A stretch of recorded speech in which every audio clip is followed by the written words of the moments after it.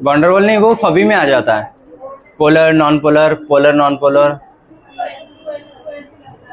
देखो वंडरवॉल कोई भी दो मॉलिक्यूल के बीच में लग सकता है, कोई सा भी पोलर, मतलब बस दो मॉलिक्यूल अलग अलग होने चाहिए, खुद में नहीं लगेगा। मान लो यहाँ Na+ रखा है या जेनन रखा है, लग जाएगा।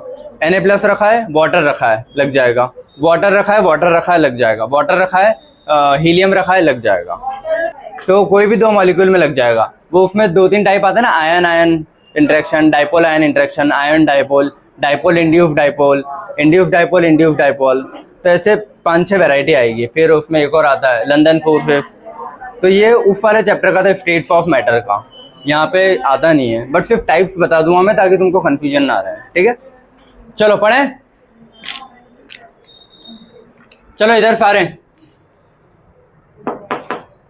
चलो गुड मॉर्निंग एवरीवन, ठीक है। कल अपन ने हाइड्रोजन बॉन्डिंग की बेसिक चीजें पहले एक बोर्ड पे क्लियर कर ली थी, समझ ली थी। उसके बाद हाइड्रोजन बॉन्डिंग के बेसिक्स में जो थोड़ी बहुत थ्योरी पढ़ना थी अपने को, कि हाइड्रोजन बॉन्डिंग होती कैसे, कैसे बॉन्ड बन रहा है, वो सारी चीजें क्लियर कर ली थी, बेसिक वाली। अब आज अपने को क्या पढ़ने, types of hydrogen bonding, clear है। तो हाइड्रोजन बॉन्डिंग कितने टाइप की होती है, 2 टाइप की, ठीक है। या तो कोई मॉलिक्यूल खुद के अंदर ही बॉन्ड बना ले तो उसको बोलेंगे इंट्रा, ये वर्ड्स क्लियर होते हैं ना, इंट्रा मॉलिक्यूलर। और अगर आसपास वालों से बॉन्ड बनाए तो बोलेंगे इंटर, ऐसे चेन बनेगी। तो या तो इंटर मॉलिक्यूलर होगा या इंट्रा मॉलिक्यूलर, ये जो समझ गए, ठीक है। तो भाई 2 टाइप्स अपन ने लिखे, इंटर मॉलिक्यूलर हाइड्रोजन बॉन्डिंग और इंट्रा मॉलिक्यूलर, ठीक है। उसको जैसे भी तुम लोग समझना चाहो ऐसा, ठीक है। ये खुद में ही बॉन्ड बन जाएगा और इसमें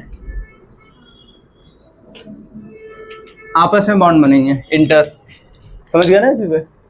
खुद में ही बॉन्ड बन जाएगा और उसमें आपस में बॉन्ड बन रहे हैं, इतना क्लियर है। चलो अब वही चीजें लिखिए, देखो whenever hydrogen bonding is form between 2 same, ये देखो अब जो दो बोल रहा हूँ कि इधर और इधर बॉन्ड बनेगा। अगर मान लो मैं वाटर हूँ तो या तो इधर और इधर दोनों साइड वाटर ही होना चाहिए, या हो सकता है इधर अल्कोहल है मैं वाटर हूँ, समझ गए। तो अलग अलग मॉलिक्यूल के बीच में भी बन सकता है, सेम मॉलिक्यूल के बीच में भी बन सकता है। बस एक ही कंडीशन थी हाइड्रोजन बॉन्डिंग के लिए, FON, ये 3 में से कोई सा भी एक एटम होना चाहिए हाइड्रोजन के साथ अटैच, तभी हाइड्रोजन। और दोनों साइड, इस साइड भी और जिससे बॉन्ड बना रहा है उसके पास भी यही होना चाहिए। अगर इनमें से एक भी चीज कम है, वीक है, नहीं बनेगा, समझ गए चीजें, ठीक है। तो मान लो मैं वाटर हूँ, इधर भी वाटर है और बॉन्ड बन रहा है, तो सेम मॉलिक्यूल के बीच में बन गया, लेकिन ऐसे चेन में बनेगा ना ये भी, तो ये कौन सा हो जाएगा, इंटर मॉलिक्यूलर। मान लो मैं वाटर हूँ, इधर अल्कोहल रखा है, उधर कोई दूसरा मॉलिक्यूल रखा है, ठीक है, लेकिन सब में FON में से कोई सा एक एटम है और हाइड्रोजन है, तो चेन बन रही है ये भी, लेकिन अलग अलग मॉलिक्यूल के बीच में, तो ये डिफरेंट स्पीशीज के बीच में बन जाएगा, ठीक है। बेटा फेंक दो उसको, क्या कर रहे हो, ठीक है। या तो सेम या डिफरेंट स्पीशीज के बीच में बन सकता है, क्लियर हुआ। सेम डिफरेंट क्या है, ठीक है। सेम का मतलब ये है कि वाटर वाटर वाटर, डिफरेंट का मतलब ये है कि वाटर अल्कोहल OH, या अमोनिया ले लिया फिर मैंने, कुछ भी, समझ गए चीज, क्लियर है ना, ठीक है। Then it is called intermolecular hydrogen bonding. ABC मतलब अलग अलग हो सकते हैं, ठीक है। अलग अलग में कुछ भी मॉलिक्यूल के नाम लिख देता हूँ, एक मैंने लिख दिया अमोनिया, एक मैंने लिख दिया वाटर, एक मैंने लिख दिया HF। तीनों में आपस में भी तो बन सकते हैं ना बॉन्ड, ऐसे चेन से। और ऐसा हो सकता है कि सेम सेम के बीच में बने, तो इसको मैं लिख देता हूँ HF। ये चीज भी समझ गए कि अलग मॉलिक्यूल भी हो सकते हैं और सेम मॉलिक्यूल भी हो सकते हैं, बस ये कि चेन बनना चाहिए, ठीक है।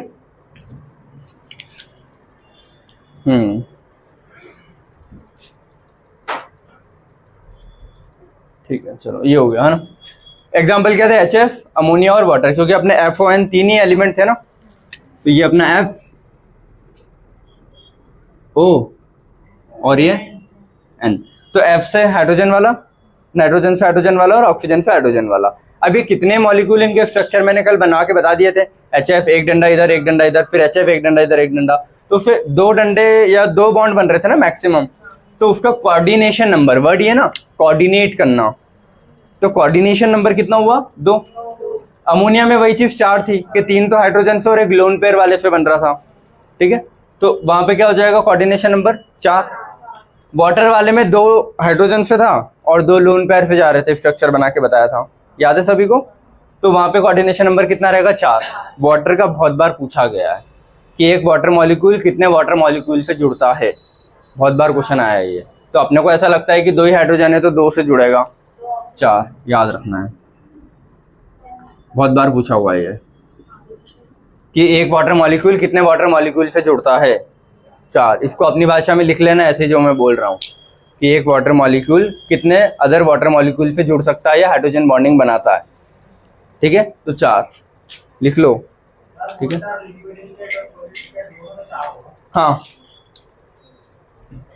वाटर लिक्विड सॉलिड दोनों में 4 है, दोनों को आइडिया है।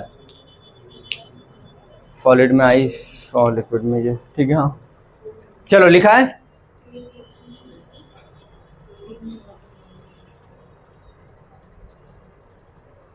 मैक्सिमम डेंसिटी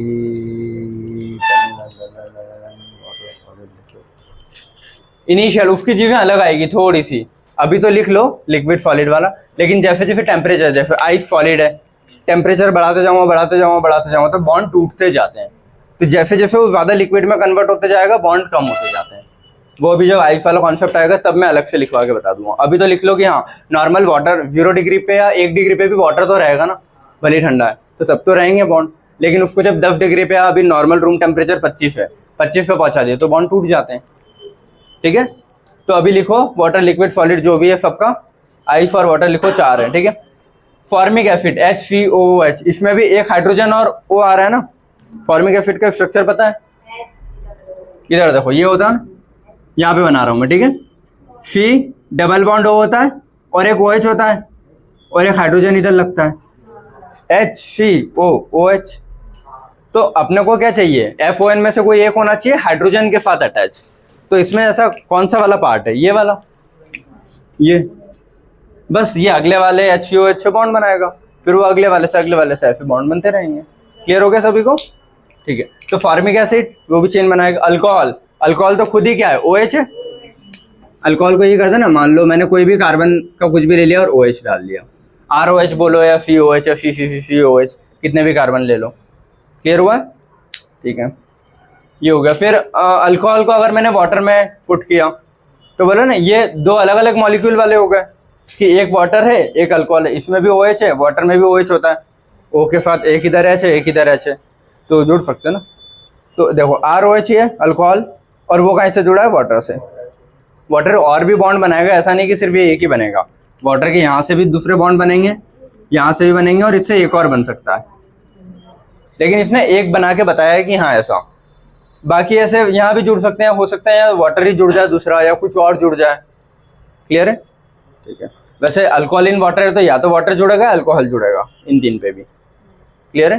तो ये भी एक एग्जांपल हो सकता है। मैं देखो अलग अलग एग्जांपल देके पूछता है कि कौन सा इंटर का है कौन सा इंट्रा का है, तो तुमको पता करते आना चाहिए। हाँ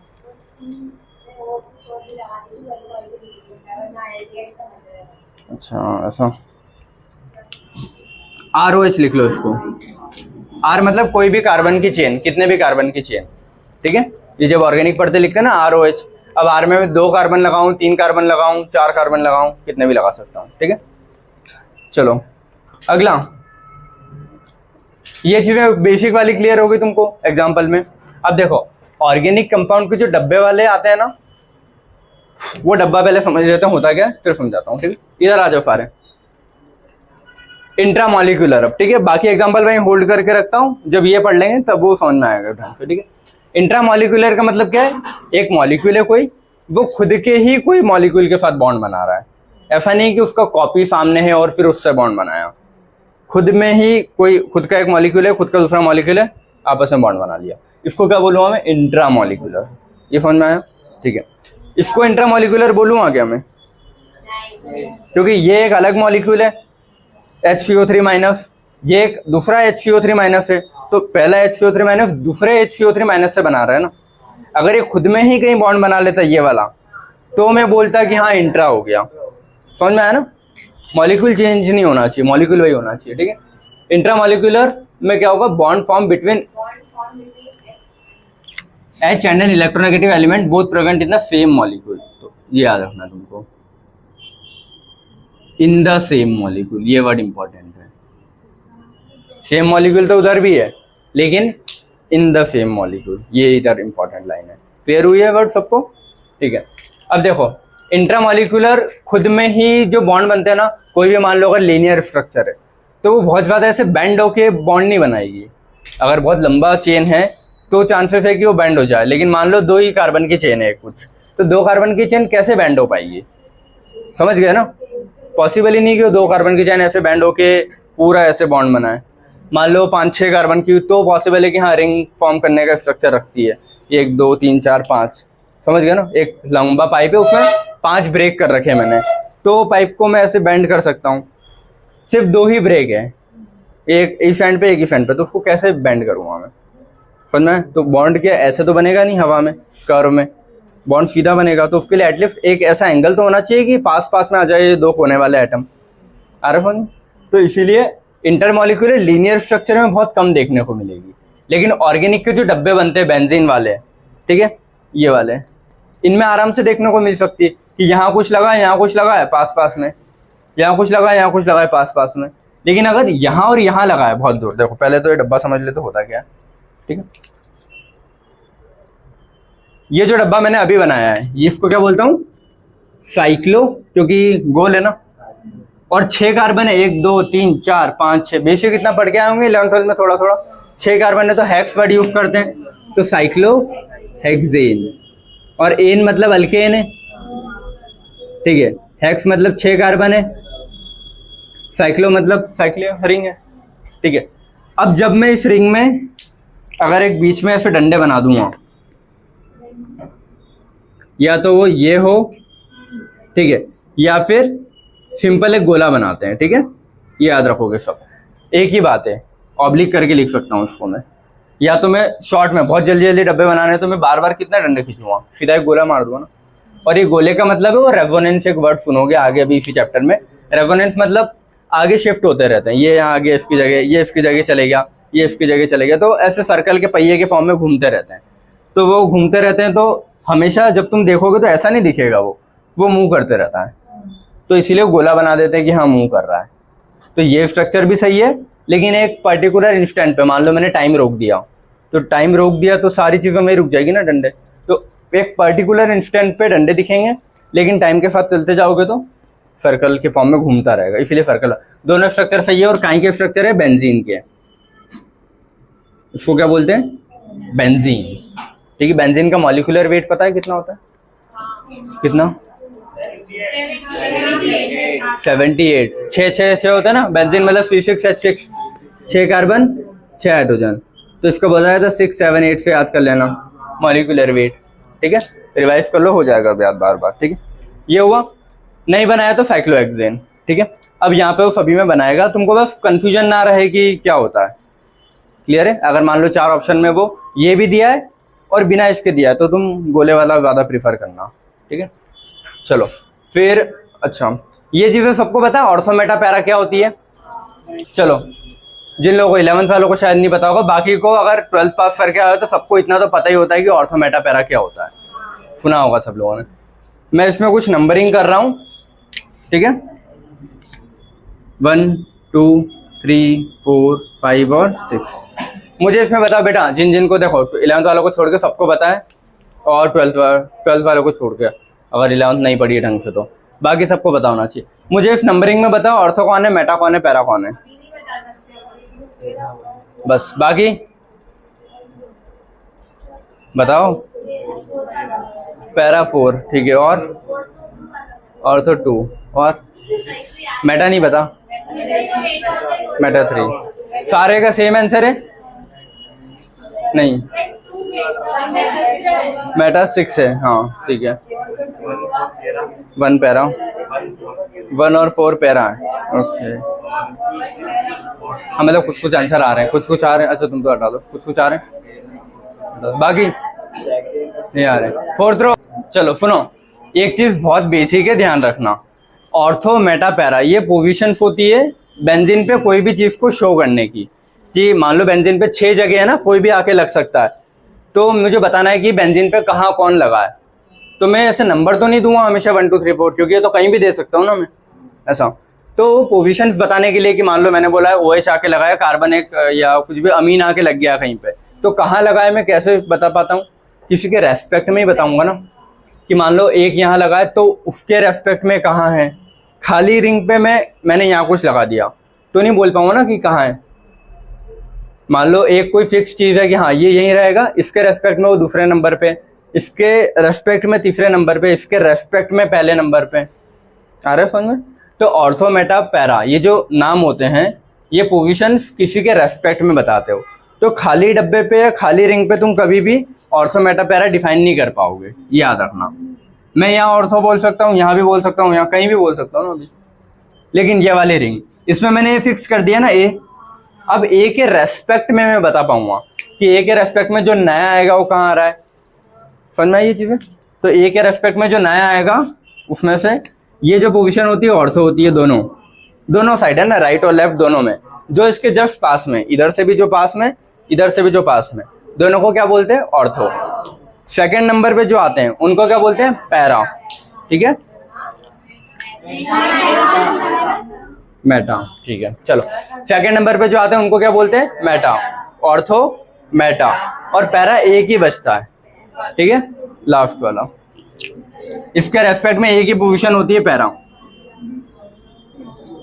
क्लियर है ये? ऑर्थो, मेटा, पैरा लिख लो, ये तुम भी कॉपी में ना। ऑर्थो और ये क्या होगा? मेटा। क्लियर है? Ortho, Meta and para. अगर ये चीज लिखी बेटा सारे ने, ऑर्थो, मेटा, पैरा, समझ गए ना, किसी के रेस्पेक्ट में बोलते हैं। तो मान लो कोई एक मॉलिक्यूल अगर OH यहाँ लगा है ऑर्थो पे, एक OH लगा है मेरा मेटा पे, तो दोनों पास पास में है ना, और एक ही मॉलिक्यूल के अंदर है। बेंजीन एक ही डब्बा है, बेंजीन के 6 हाथ हैं। अब इन 6 हाथों में से कोई 2 पास पास वाले हाथ में OH या NH2 कुछ ऐसी चीज लगी है, तो वो आपस में हाइड्रोजन बॉन्ड बना सकते हैं ना। लेकिन मान लो अगर कोई मेटा पे है तो फिर भी थोड़ा मुश्किल है उसके लिए बनाना। पैरा पे है तो पॉसिबल ही नहीं है। पैरा पे कैसे ऐसे सी शेप में तो बनाएगा नहीं हाइड्रोजन बॉन्ड नहीं। समझ गए चीज? तो जो पास पास वाले हाथ पे होगा, यहाँ पे, यहाँ पे, यहाँ पे, तो या तो ऑर्थो और मेटा पे हो, या ऑर्थो और पैरा पे बहुत कम चांस है उस पर भी, बट फिर भी पॉसिबल है कि हाँ ऐसे मॉलिक्यूल बॉन्ड बना लेगा। हाँ पूछो। हाँ हाँ ठीक है, मतलब टाइम के साथ जो एडिटिंग होती है वो खुद से समझ लिया करो। ठीक है, ये लो साइक्लोहेक्सेन हो गया। क्लियर है? मत बनाना उसको, और बना रहे हो तो फिर उसको बेंजीन लिख देना। चलो ऑर्थो, मेटा, पैरा क्लियर हुआ है सब? तो अगर ऑर्थो और मेटा पे कोई चीज़ें लगी है तो वो हाइड्रोजन बॉन्ड बना सकता है, और कोई चीज़ें मतलब FON के साथ हाइड्रोजन वाली कोई भी चीज़, जैसे आलतू फालतू कोई सी नहीं। ठीक है, हाँ ये नहीं होता तो फिर मैं डिफाइन नहीं कर पाता भाई। मैं किसी के रेस्पेक्ट में बता रहा हूँ। मान लो अगर ए, हाँ इधर देखो बेटा, अगर ये रिंग ऐसा होता और ए में यहाँ लगा देता तो ऑर्थो ये होता, मेटा ये होते और पैरा ये हो जाता। समझ गए ना? उसके रेस्पेक्ट में बताता हूँ, कोई भी मॉलिक्यूल कहीं भी लगा उसके। तो यहाँ पे मैं बोल रहा हूँ कि ऑर्थो और मेटा के बीच में हाइड्रोजन बॉन्ड बन सकता है। अगर मान लो यहाँ पे OH लगा है, यहाँ पे CHO एल्डिहाइड लगा है। बेटा आवाज़ नहीं, ये जो मरमरिंग की आवाज़ आ रही है ना तुम्हारी, ये कम कर दो। ठीक है, ऑर्थो, मेटा इस पे हाइड्रोजन बॉन्ड बनेगा। ऑर्थो, पैरा पे भी चांस है कि हाँ बन सकता है। ए और पैरा पे बनेगा क्या कभी? वो ऐसे सी शेप में तो आएगा नहीं घूम के। ठीक है, तो जो बहुत दूर वाले में कौन है? तो तुम कहाँ लिखोगे? मैं यहाँ लिख देता हूँ, तुम लोग अपने अकॉर्डिंग कॉपी में एडजस्ट कर लेना कहीं। ठीक है,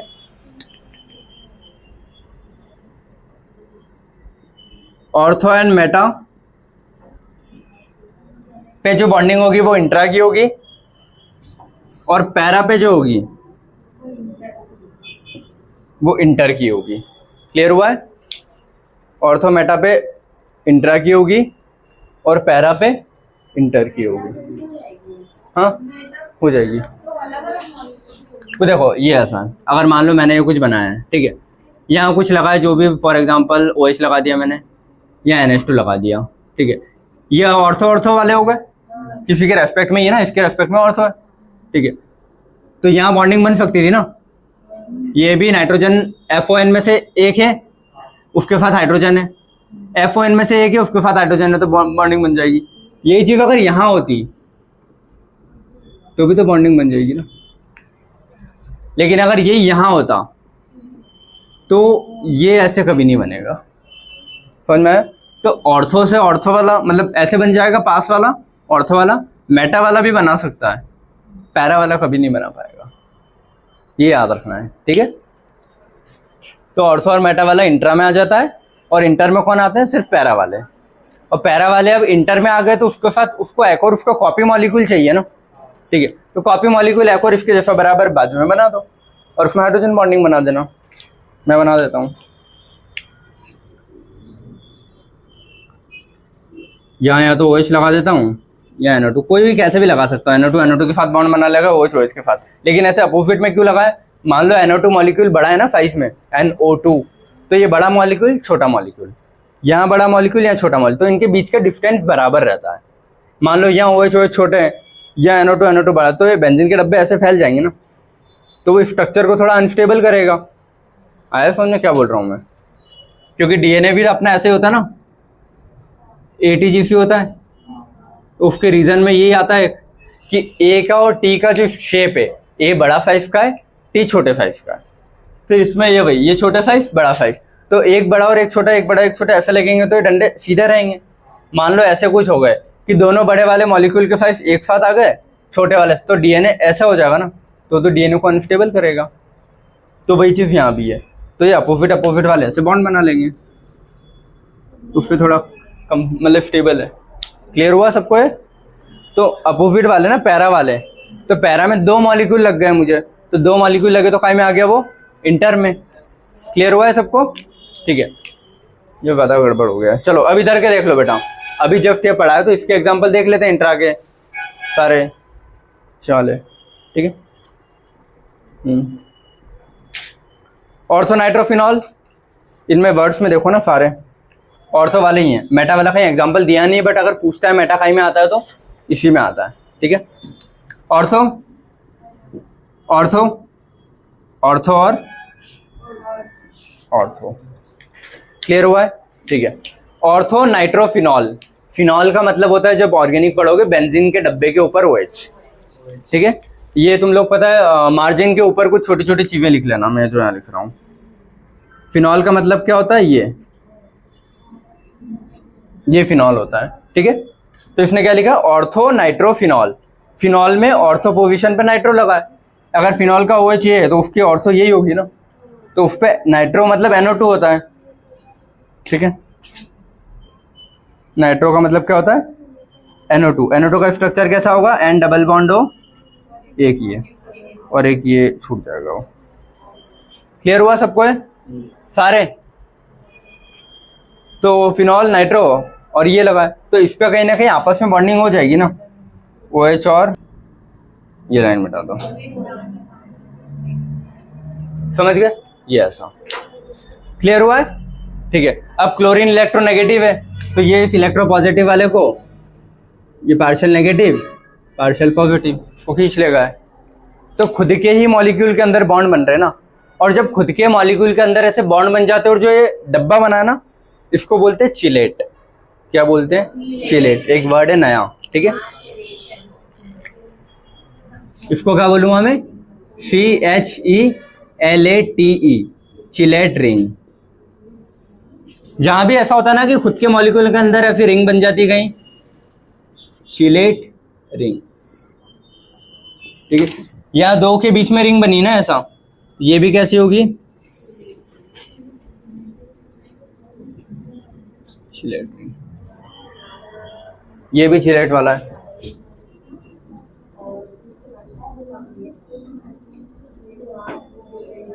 ये कोऑर्डिनेशन केमिस्ट्री जब पढ़ोगे ना बेटा सारे, उसमें हाँ ऑर्थो नाइट्रोफिनॉल समझ में आया? एग्जाम्पल आता है, वो 4 ऑप्शन देगा कि इंट्रा का कौन सा है, इंटर का कौन सा है, तो बस तुमको पता करते आना चाहिए कि कौन सा इंटर का कौन सा इंट्रा का है। या डायग्राम बना के दे देगा तो भी तुम पता कर पाओ। तो अगर ऐसे और पास वाले ऑर्थो पोजीशन का हो या मेटा का हो तो इधर आ जाता है, पैरा का हो तो उधर आ जाता है, ठीक है। तो एक ये हो गया ऑर्थो नाइट्रोफिनॉल।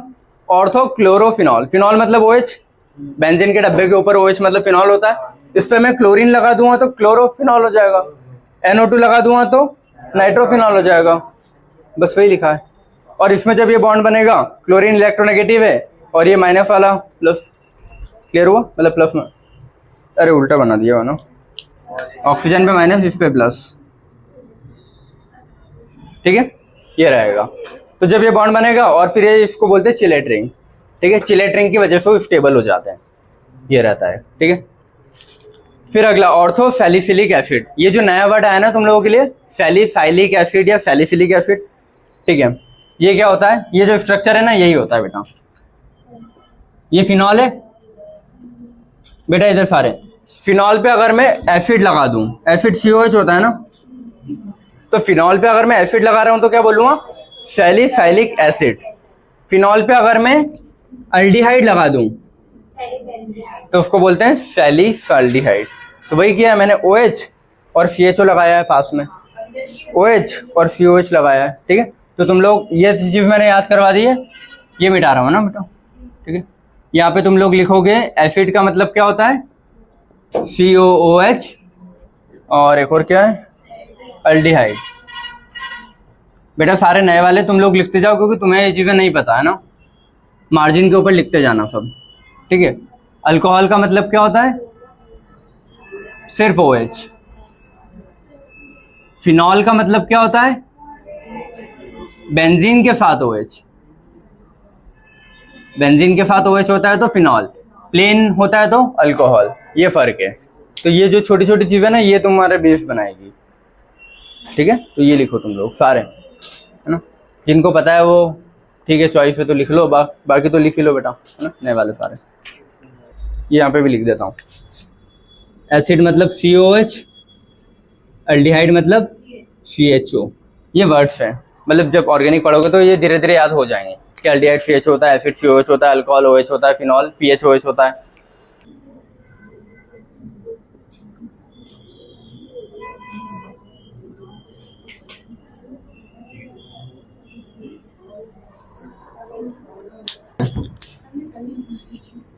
कोई बात नहीं, वो खुद से नोन कर लिया करो यार, है ना, है ना। चलो अब इधर के एग्जांपल जो छूटे थे सारे, यहाँ तक अपन ने पढ़ लिया था, अल्कोहलिन वाटर। अगला पैरा नाइट्रोफिनॉल, बेंजीन का आते हैं तो अधिकतर इधर आते हैं, कुछ ही एग्जांपल है जो इधर आते हैं जो कि पैरा वाले होंगे। पैरा मतलब अपोजिट पे लगे होंगे, वो उनके जैसा सेम मॉलिक्यूल ढूंढेगा और उनके साथ हाइड्रोजन बॉन्डिंग बनाएगा। तो दो मॉलिक्यूल लगे ना अलग अलग, तो इंटर, ठीक है। एक होता है बोरिक एसिड बोलते हैं इसको, ठीक है, क्या बोलते हैं, बोरिक एसिड। वर्ड्स लिख लो, धीरे धीरे याद हो जाएगा। या तो H3BO3 बोलो या BOH होल थ्राइस, शॉर्ट में लिखना हो मेरे को तो ये BOH होल थ्राइस या H3BO3, क्लियर है।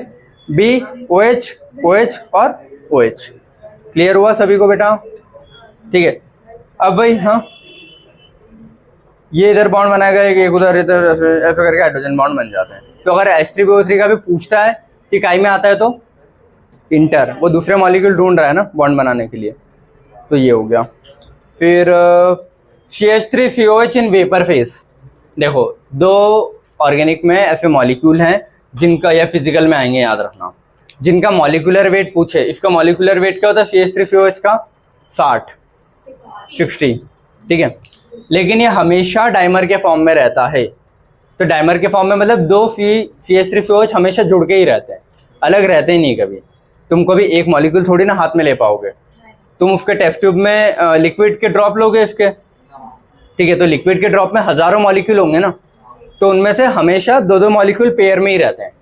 एक ड्रॉप भी लोगे तो उसमें 1000 मॉलिक्यूल होंगे आराम से, लाखों होंगे, ठीक है। और वो हमेशा दो दो के पेयर में रहते हैं। तो CH3COH in vapour face dimer, dimer मतलब दो के फॉर्म में रहते हैं।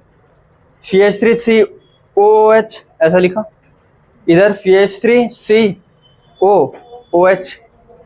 फिर ये दो मॉलिक्यूल आपस में आए और हाइड्रोजन बॉन्ड बनाया, तो चिलेट रिंग बनी, क्लियर है। तो मॉलिक्यूलर वेट जो लिखा जाता है ना इसका 120 लिखा जाता है जब भी क्वेश्चन करोगे फिजिकल केमिस्ट्री में। 60 से क्वेश्चन गलत जाएगा, याद रखना, ठीक है। इसका मॉलिक्यूलर वेट क्या होता है?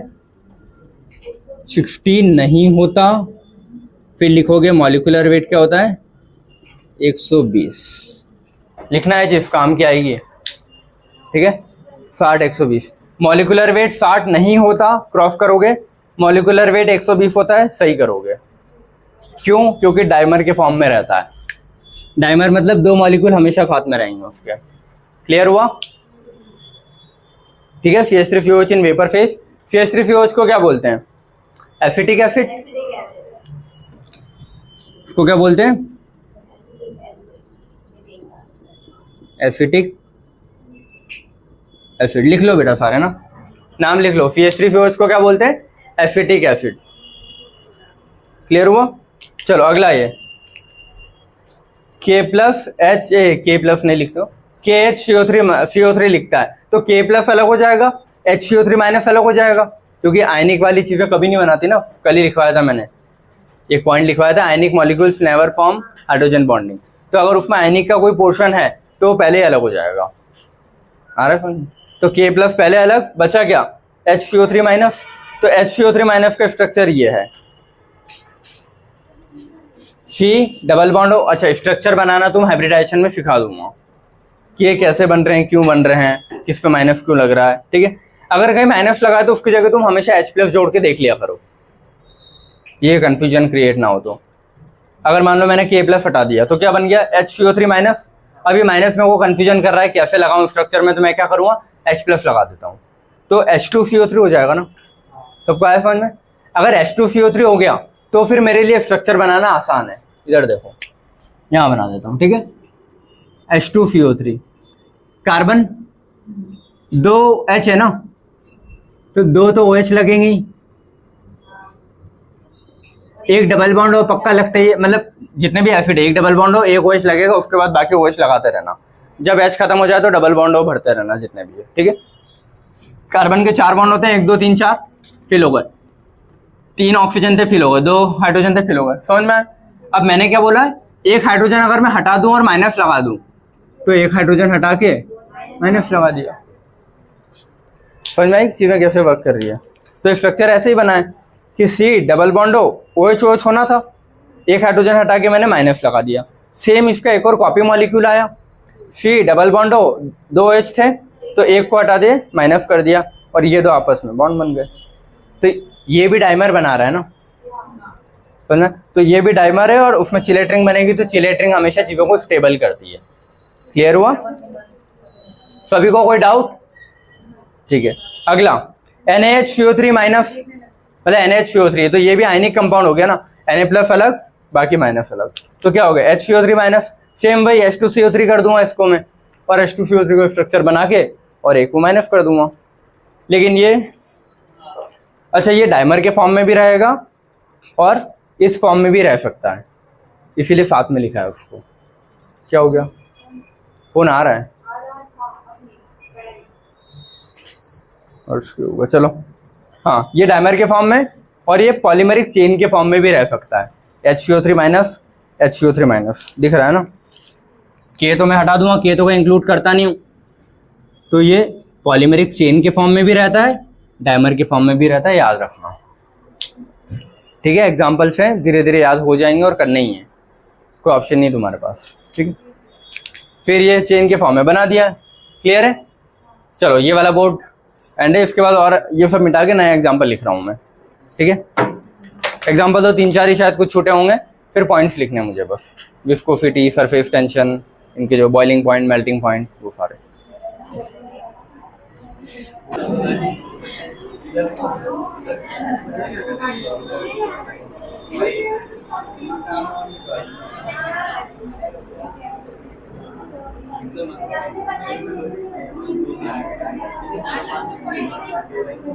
साथ साथ में लिखते जाओ जल्दी, मेरे पास सिर्फ 45 मिनट्स और हैं, ठीक है। 45 भी पूरे नहीं है, ठीक है।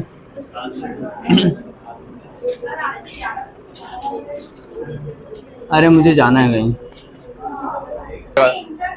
नहीं नहीं, ये इंट्रा के नहीं है, ये स्पेशल केसेस में लिख लेना, कार्बन के कौन कौन से, क्लोरीन के कौन से। अब उसमें से ये इंट्रा में आ गया, ये इंट्रा में आ गया, ये इंटर में आया, ये इंटर में आया, वो तुम्हारी चॉइस है जिसको जहाँ लिखना है, बट स्पेशल केसेस डाल के लिख लो क्योंकि मॉलिक्यूल अलग लग रहे हैं इसमें, इसीलिए। क्लोरीन क्या ब्रैकेट में लिख लेना, इंट्रा वाले हैं देखो ना खुद में ही है, और इसमें लिख लेना 2 मॉलिक्यूल के बीच में है ना, तो कार्बन वाले में लिख लेना इंटर, तो थोड़ा और क्लासीफाई हो जाएगा तुम्हारा। इंट्रा के 2 हैं, हाइड्रोजन साइनाइड, बस लिख लेना, पहले लिखवा दिया मैंने तुमको। एस ट्रिपल बॉन्ड, हाँ इसको ऐसे बनता है ना, क्या तुम स्पेशल केस हेडिंग डालो, कार्बन लिखो, ब्रैकेट में इंटर लिख देना ताकि तुमको समझ में आ जाए कि दोनों इंटर के कहीं ना कहीं, दोनों तीनों। फिर दूसरा पॉइंट डालोगे क्लोरीन स्पेशल केस में, लेकिन इंट्रा में ही जा रहे हैं ना, इसीलिए।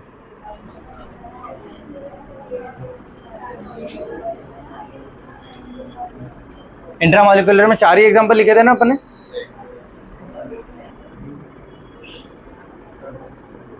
एनायन ऑफ मैलिक एसिड,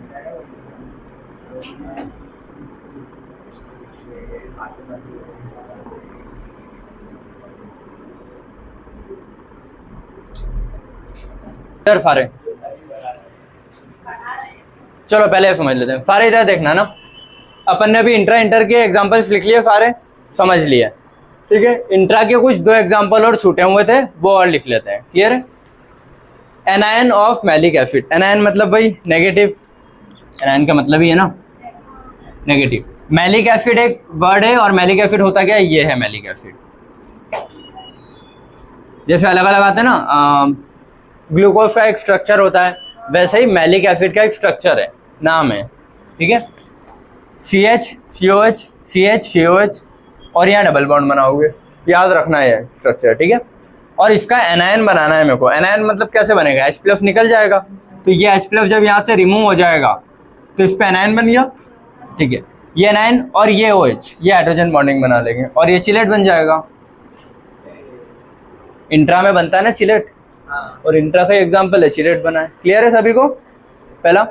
दूसरा, ये भी एनायन है, इसमें क्या है लेकिन कैरोज एसिड, कैरोज एसिड H2SO5 है, ये याद रखना। H2SO4 सल्फ्यूरिक एसिड होता है, मार्जिन के ऊपर लिख लेना, मैं यहाँ लिख रहा हूँ। सल्फ्यूरिक एसिड क्या होता है, H2SO5 4 4 4 4 H2SO4 क्या होता है, सल्फ्यूरिक एसिड। तो उसको इससे कंफ्यूज मत करना कि तुम लोगों ने गलत लिख दिया H2SO5, गलत नहीं लिखा है, सही लिखा है वो, ठीक है। कैरोज एसिड बोलते हैं H2SO5 को, सल्फ्यूरिक एसिड बोलते हैं H2SO4 को। क्लियर है, चलो। तो H2SO5 लिखा है मैंने, अब भाई इसका स्ट्रक्चर बना है OH डबल बॉन्ड O, ये कंपलसरी है। उसके अलावा एक OH रखा डबल बॉन्ड O, लेकिन इन दोनों के बीच में एक O एक्स्ट्रा डाला क्योंकि एक्स्ट्रा O था ना, तो स्ट्रक्चर ऐसे ही बनाओगे, डबल बॉन्ड O OH, उसके बाद फिर बाकी चीज़ें डिसाइड करोगे। एक डबल बॉन्ड O, एक और OH रखा, जगह नहीं थी तो इन दोनों के बीच में रख दिया हो, ठीक है। याद रखो, जैसे जैसे और भी नए नए स्ट्रक्चर आएंगे उनमें बीच में पर ऐड करते हैं, PER। अब बाद में जब मैं पढ़ाऊंगा रेडॉक्स रिएक्शन, उसमें बहुत सारे स्ट्रक्चर के नाम लिखवाऊंगा, तो उसमें हाँ हाँ हाँ, तो PER करके, जहाँ बीच में ऐसे ऑक्सीजन आ जाते हैं ना, बहुत सारे स्ट्रक्चर ऐसे आएंगे जहाँ एक ही ऑक्सीजन आ रहा है बीच में, बहुत सारे ऐसे आ जाएंगे जहाँ 2 ऐसे O आ रहे हैं फिर OH लगेगा, तो हाँ इनको पर करके बोलते हैं ऐसा। वो आगे पढ़ोगे, मुझे एग्जैक्ट सारे एग्जांपल्स ऐसे मुंह पे याद नहीं है, बट वहाँ पे लिखवा दूंगा मैं, ठीक है। PER बोलते हैं इनको, ठीक है। जैसे कैरोज एसिड तो इसका नाम है, इसका इनऑर्गेनिक का जो नाम आएगा उसमें पर करके कुछ आएगा, पर सल्फ्यूरिक ऐसा कुछ आता है, ठीक है। तो ये समझ में है कैरोज एसिड ये कैसे बना, OH O O O और OH, तो ये O बीच में आया, याद रखना, वरना नॉर्मल सल्फ्यूरिक एसिड कैसा होगा, डबल बॉन्ड हो OH OH, इतना होता है नॉर्मल सल्फ्यूरिक एसिड, ठीक है। ये O एक्स्ट्रा ऐड कर दिया तो कैरोज हो जाएगा। क्लियर है, ठीक है। अब इससे मैंने क्या किया है, एनायन बनाया। एनायन कैसे बनाऊंगा, कोई भी H निकाल के, तो मैंने क्या किया, डबल बॉन्डो को एक साइड शिफ्ट कर दिया, दोनों को सिंप्लीफाई करने के लिए इन दोनों को इधर कर दिया, दोनों OH वाले डंडों को एक साइड कर दिया, तो डबल बॉन्डो एक साइड कर दिया, ठीक है। ये OH वाला डंडा तो यहीं रहने दिया, ये जो था OH वाला, इसको मैंने H रिमूव कर दिया, और वो यहाँ बना दिया, इसको बस फ्लिप कर दिया। समझ में आ रहा है ना क्या किया है बेटा पीछे वाला भी?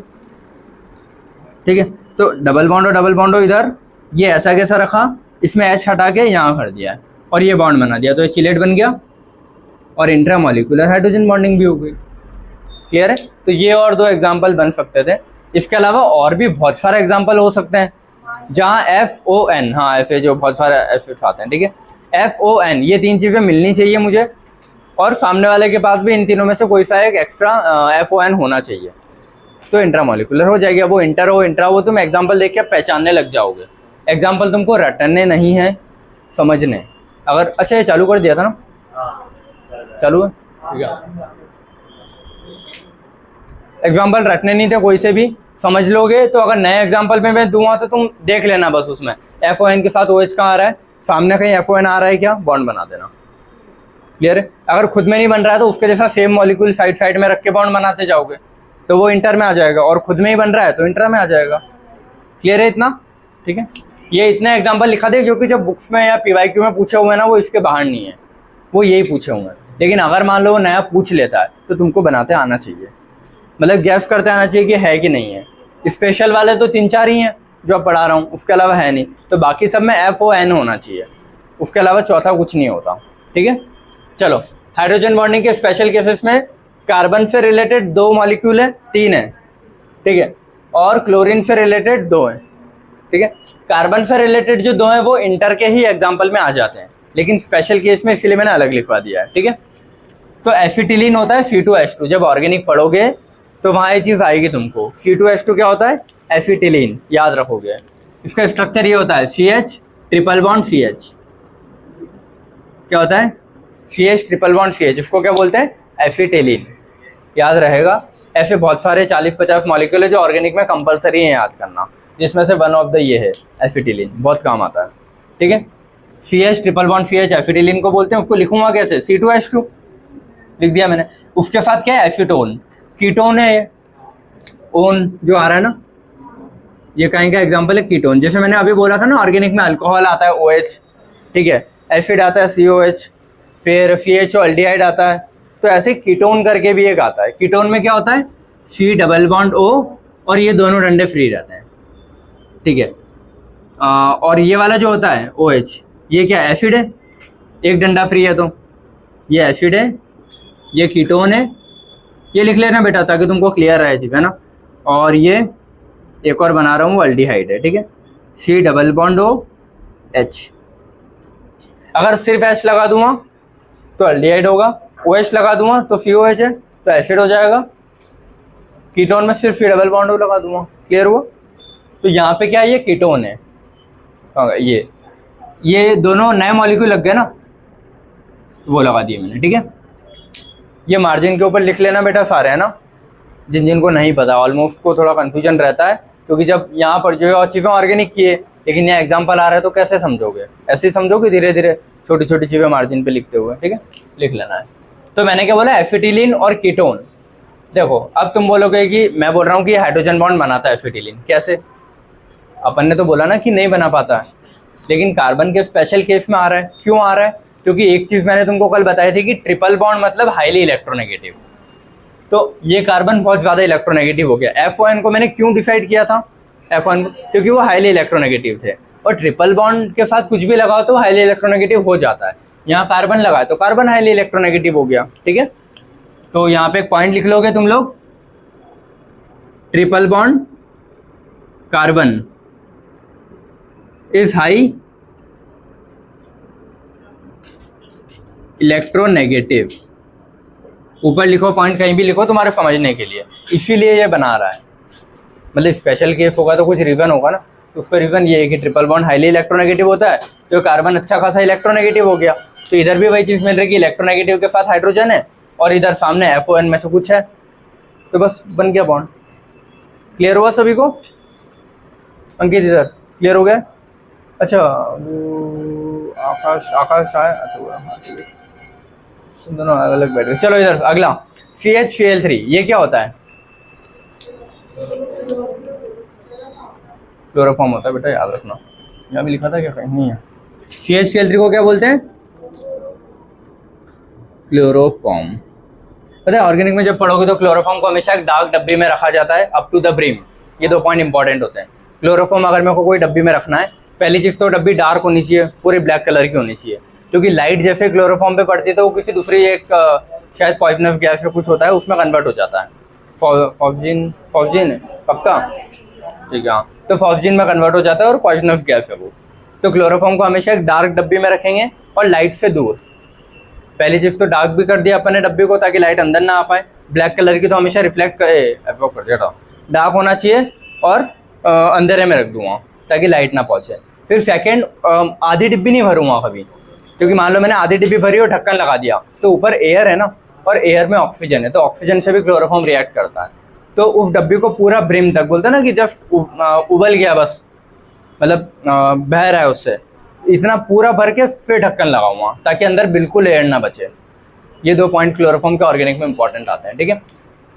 और क्लोरोफॉर्म का ऐसा नहीं होता कि बस सुंघाते से बेहोश हो गए, टाइम लगता है, याद रखना ना, मूवीज वाला अलग होता है। चलो, क्लोरोफॉर्म CH-Cl3 हो गया, नया वर्ड याद रखोगे, जैसे एसिटिलीन तुमने याद किया, एसीटोन याद किया, क्लोरोफॉर्म क्या होता है CH-Cl3, ठीक है।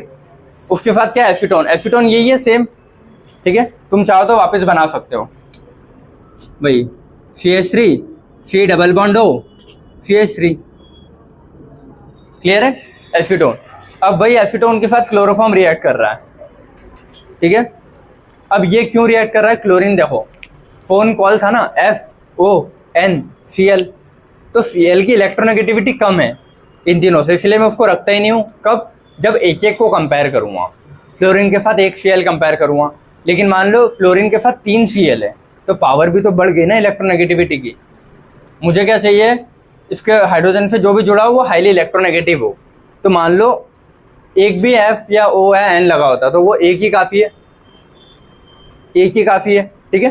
लेकिन यहाँ पे क्या हुआ, क्लोरीन इलेक्ट्रोनेगेटिव है तो इलेक्ट्रॉन खींचेगा ना, तो ये minus, partial negative, partial negative, partial negative, तो इस पर बहुत सारे पार्शियल प्लस प्लस प्लस कर देगा ना।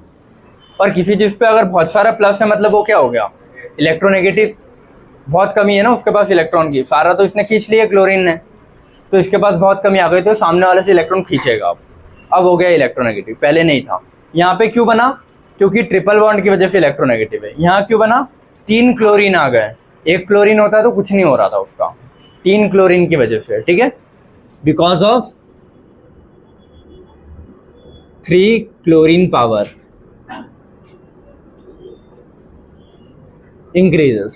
क्लियर हुआ, इलेक्ट्रोनेगेटिविटी की पावर इंक्रीज हो जाती है क्योंकि 3 क्लोरीन है, तो इलेक्ट्रोनेगेटिव हो गया, इलेक्ट्रोनेगेटिव के साथ एक हाइड्रोजन और सामने FON में से कुछ होना चाहिए, बन गया हाइड्रोजन बॉन्ड। क्लियर हुआ है सभी को, कोई डाउट। चलो अगला HCN में भी मैंने वही चीज़ बताई थी कि कार्बन, हाँ पहले लिखवा दिया था, ये भी क्या हाईली इलेक्ट्रोनेगेटिव हो गया ना, high electronegative due to triple bond, due to triple bond, या फिर क्या बोलूँगा sp हाइब्रिडाइजेशन। क्लियर है, तो इलेक्ट्रोनेगेटिव के साथ हाइड्रोजन और सामने जो भी दूसरा इलेक्ट्रोनेगेटिव एलिमेंट होगा, FON हो या फिर HCN ही हो, तो उससे हाइड्रोजन बॉन्ड बन जाएगा। क्लियर है, ये लिखवा दिया था कल। तो ये 3 ऐसे हैं जिनमें कार्बन या उससे रिलेटेड जो दूसरे क्लोरीन वाले ये बॉन्ड बना रहे हैं, ठीक है। अब इधर सारे क्लोरीन इंट्रा में आएगा, ये याद रख लेना बस कि जो 2 एग्जांपल, ऑर्थो क्लोरोफिनॉल, फिनॉल मतलब OH होता है, ऑर्थो पे क्लोरीन लगाया तो ऑर्थो क्लोरोफिनॉल हो गया, और उसमें ये देखो यहाँ पे रिंग बन गई, और ये कहीं में देखो क्लोरीन बना रहा है ना, तो ये आ जाएगा तुम्हारा इंट्रा में और हाइड्रोजन बॉन्डिंग करेगा। तो एक ये याद रखोगे कि हाइड्रोजन बॉन्डिंग कर रहा है, भले ही क्लोरीन है, ये देखो ना क्लोरीन होने के बाद भी वो क्या कर रहा है, हाइड्रोजन बॉन्डिंग, ठीक है। अब वो क्यों करता है, इसका रीजन देखो, जब क्लोरीन जब भी बेंजीन के ऊपर लगता है ना, तो वो क्या करता है, इलेक्ट्रॉन देता है रिंग के अंदर अपने। क्लोरीन के ऊपर 3 लोन पेयर है, 2 यहाँ 2 यहाँ 2 यहाँ 2 यहाँ, और क्लोरीन लगा है, समझ में, क्लोरीन ऐसे होगा ना बेंजीन के ऊपर, ठीक है। तो क्लोरीन क्या करता है, अपने इलेक्ट्रॉन देता है, क्लोरीन की इलेक्ट्रोनेगेटिविटी की वजह से इलेक्ट्रॉन लेता भी है, लेकिन जब M पढ़ोगे तुम, M इफेक्ट होता है ऑर्गेनिक में, जब आगे पढ़ोगे +M -M, तो जिनके ऊपर लोन पेयर होता है वो अपने लोन पेयर अंदर दे देता है, ताकि रिंग में जो साइकिल चल रही है ना ये वाली, इस साइकिल में वो कंट्रीब्यूट कर जाए। ये साइकिल चलती रहती है रेजोनेंस वाली, ठीक है। तो रेजोनेंस वाली साइकिल के अंदर ये लोन पेयर चले जाएंगे, ठीक है। तो इसके पास कमी हो गई ना, कमी हो गई तो इलेक्ट्रोनेगेटिव हो गया। अब वो पहले से इलेक्ट्रोनेगेटिव था, लेकिन अब उसने और अपने लोन पेयर भी दे दिए, तो उसकी इलेक्ट्रोनेगेटिविटी की पावर बढ़ गई ना। और जिसकी इलेक्ट्रोनेगेटिविटी की पावर ज़्यादा, अब वो या तो डायरेक्टली FON हो या उसके अलावा कुछ आ रहा है तो फिर उसकी हाई होनी चाहिए। और यहाँ क्लोरीन की हाई क्यों हो रही, समझ गए? क्योंकि वो अपने लोन पेयर डोनेट कर रहा है। ये रिंग में घूमते जाएंगे ऐसे। नहीं आ रहा फोन में? समझ में आया सभी लोगों को? किसी को ज़्यादा तो नहीं लग रहा है? ठीक है, चलो ये लास्ट है ना, फिर छोड़ रहा हूँ, ठीक है। बेटा साइलेंट कर लो अभी। चलो समझ गए क्लोरीन क्यों एक्ट कर रहा है? क्योंकि क्लोरीन अपने जो लोन पेयर है वो रिंग में दे देगा। Chlorine gives lone pair to the ring, so becomes more electronegative. समझ में आया ना क्यों? उसके पास कमी हो गई तो अब वो सामने वाले से खींचेगा, बस इतना ही रीजन था। तो ऑर्थोक्लोरोफिनॉल, क्लोरल हाइड्रेट, इसमें एक बहुत इंपॉर्टेंट रीजन है। देखो यार ये सब चीज़ें ना ऑर्गेनिक से थोड़ा थोड़ा रिलेटेड है, तो जहाँ मुझे लग रहा है मैं बताते जा रहा हूँ। क्लोरल हाइड्रेट, इसका स्ट्रक्चर क्या होता है? CCl3CHO या फिर CCl3CHOH whole twice. Original structure ये है, वो इसमें कन्वर्ट होता है। ऑर्गेनिक पढ़ी है सभी ने, ठीक है, जैसा भी पढ़ा है। ऑर्गेनिक में बहुत इंपॉर्टेंट रूल होता है कि अगर कभी भी एक कार्बन के ऊपर 2 OH आते हैं तो वो अनस्टेबल होते हैं, मतलब हाईली रिएक्टिव होते हैं, ये बोल सकते हो। 2 OH एक कार्बन के ऊपर कभी नहीं रहते हैं, तो वो क्या करते हैं? वाटर रिमूव हो जाता है। मैं एक एग्जांपल देके बता देता हूँ, यहाँ पे लिख देता हूँ, ठीक है। मान लो अगर ऐसा कुछ है कि इसके ऊपर भी OH है, ये CH3 हो गया ना, ये OH। एक कार्बन के ऊपर 2 OH कभी नहीं रहते हैं, याद रखो, सुन लेना सारे, है ना, बहुत इंपॉर्टेंट है। एक कार्बन के ऊपर 2 OH हमेशा अनस्टेबल होते हैं या हाईली रिएक्टिव होते हैं।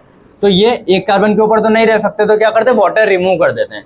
वाटर रिमूव कैसे? H2O, तो एक है जिसका और OH ये रिमूव हो जाएगा तो बनेगा क्या है? बचा क्या? ये CH3C, और ये एक O है ना, और एक O हमेशा डबल बॉन्ड से जुड़ता है, क्योंकि ये डंडा यहाँ से गायब हो गया तो डंडा यहाँ जुड़ जाएगा, समझ गए? तो C डबल बॉन्ड हो CH3, और इसमें एक H पहले से ही रहता है ना, CH है वो, CH, तो है CH, HCCH, जो भी तुमको लिखना हो, CH लिखो, HC लिखो, एक ही बात है ना, पहले लिखूँ बाद में H3C लिखूँ या CH3 लिखूँ, एक ही बात है, कंफ्यूजन मत क्रिएट करना इसमें, ठीक है।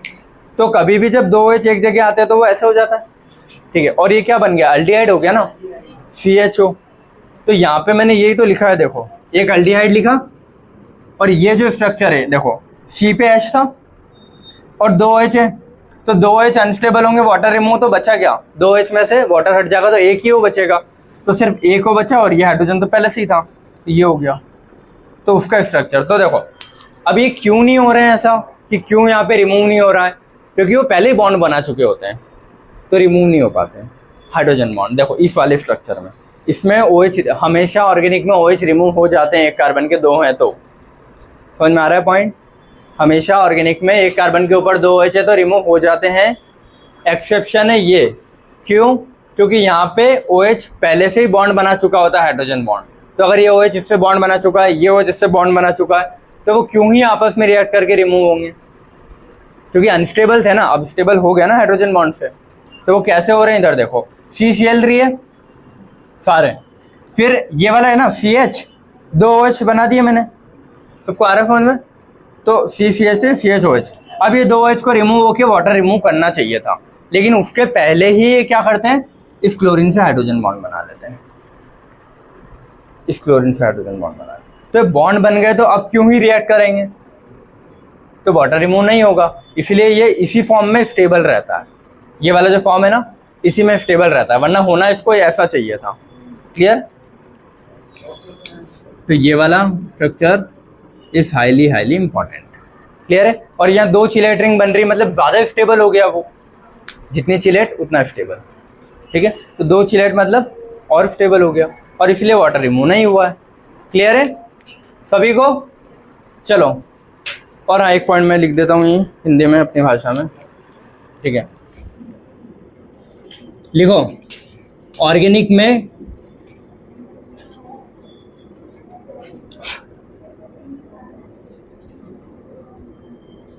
एक कार्बन पे 2 OH,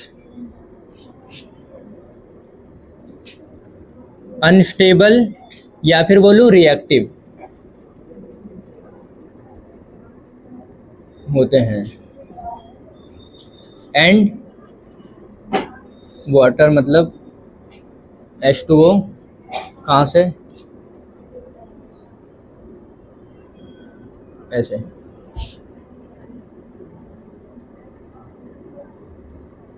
रिमूव हो जाता है। समझ में आई ये लाइन?